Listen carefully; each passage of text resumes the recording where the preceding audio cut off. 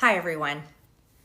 I've always represented the common American man and woman as a member of the House of Representatives, which is why I've always been despised in Washington, D.C., and just never fit in.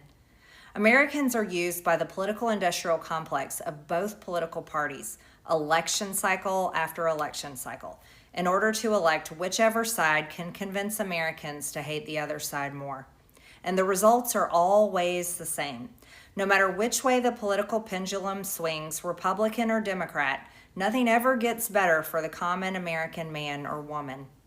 The debt goes higher, corporate and global interests remain Washington's sweethearts, American jobs continue to be replaced, whether it's by illegal labor or legal labor by visas or just shipped overseas. Small businesses continue to be swallowed by big corporations. Americans' hard-earned tax dollars always fund foreign wars, foreign aid, and foreign interest, and the spending power of the dollar continues to decline. The average American family can no longer survive on a single breadwinner's income, as both parents have to work in order to simply survive. And today, many in my children's generation feel hopeless for their future and don't think they will ever realize the American dream. And that breaks my heart. I ran for Congress in 2020 and have fought every single day believing that Make America Great Again meant America first. I have one of the most conservative voting records in Congress, defending the First Amendment, Second Amendment, unborn babies because I believe God creates life at conception, and I love to fight for the little guy. Strong, safe borders, I have fought hard for that. I've fought against COVID tyrannical insanity and mandated mass vaccinations, and I've never voted to fund foreign wars with your hard-earned tax dollars. However, with almost 1 year into our majority, the legislature has been mostly sidelined. We endured an 8-week shutdown, wrongly, resulting in the House not working for the entire time, and we are entering campaign season, which means all courage leaves and only safe campaign re-election mode is turned on in the House of Representatives. During the longest shutdown in our nation's history, I raged against my own speaker and my own party for refusing to proactively work diligently to pass a plan to save Americans' health care and protect Americans from outrageous, overpriced, and unaffordable health insurance policies. The House should have been in session working every day to fix this disaster. But instead, America was force-fed disgusting political drama once again from both sides of the aisle on television every single day. My bills, which reflect many of President Trump's executive orders, like calling for a new census counting Americans only to draw new districts, making English the official language of the U.S., making it a felony to medically trans a minor, and other bills like eliminating capital gains taxes on the sale of your primary home and eliminating H-1B visas just they all sit collecting dust. That's how it is for most members of Congress bills. The Speaker never brings them to the floor for a vote. Many common Americans are no longer easily convinced by paid political propaganda spokespersons and consultants on TV and paid shills on social media obediently serving with cult-like conviction to force others to swallow the political party talking points.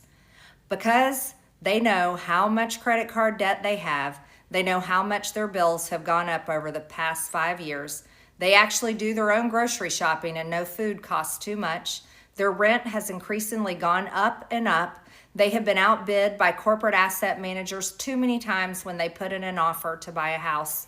They have been laid off after being forced to train their visa-holding replacement. The college degree they were told to earn only left them in debt with no big six-figure salary. They see more homeless people than ever on their own community streets. They can't afford health insurance or practically any insurance, and they just aren't stupid. These are the people I represent and love because that is who all of my family and friends are, common Americans. I have been blessed to represent the 14th District of Georgia for 5 years.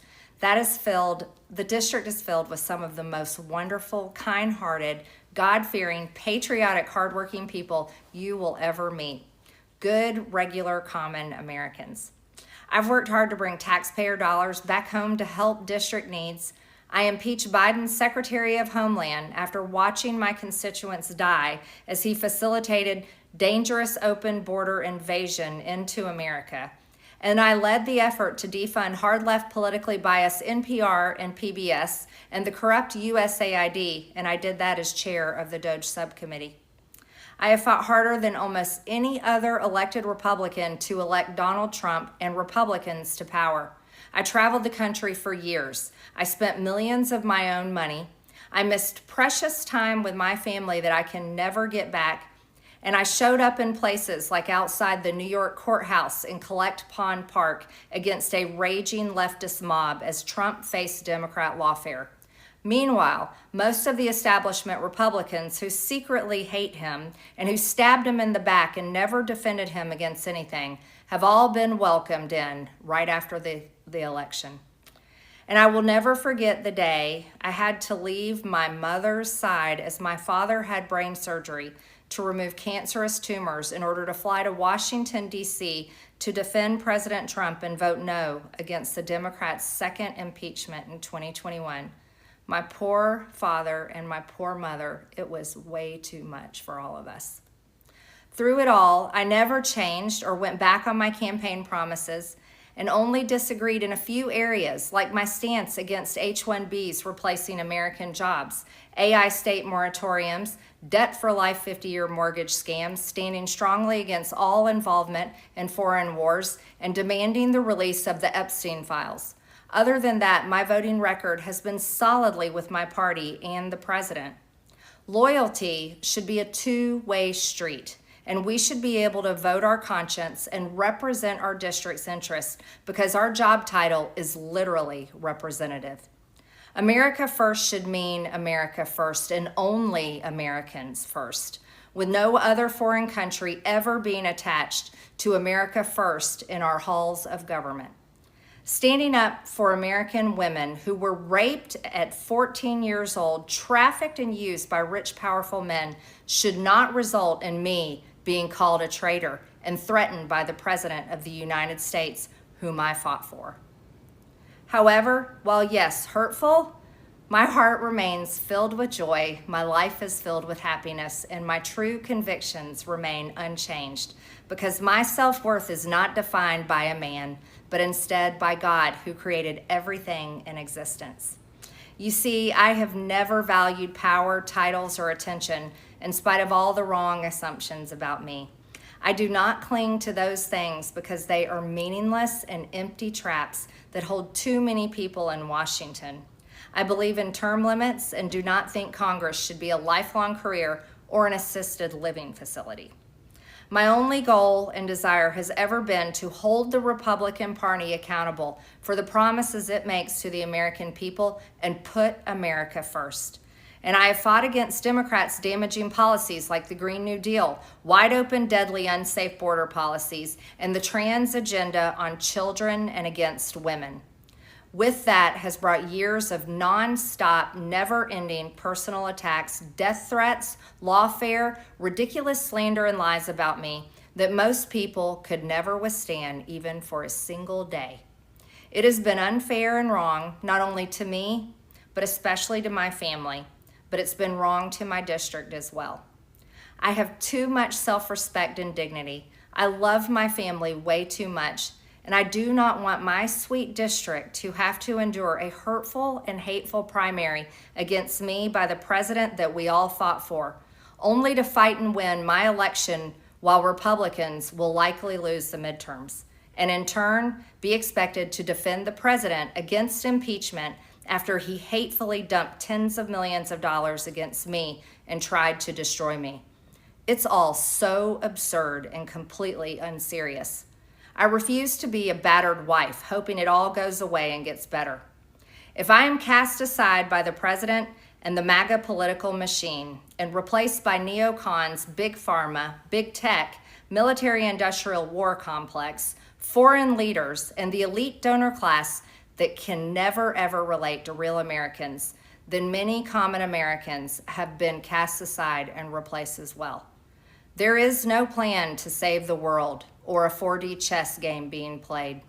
When common American people realize and understand that the political industrial complex of both parties is ripping this country apart, that not one elected leader like me is able to stop Washington's machine from gradually destroying our country. And instead, the reality is that they, common Americans, the people, possess the real power over Washington, then I'll be here by their side to rebuild it. Until then, I'm going back to the people that I love, to live my life to the fullest as I always have, and I look forward to a new path ahead. I'll be resigning from office with my last day being January 5th, 2026, and I look forward to seeing many of you again sometime in the future.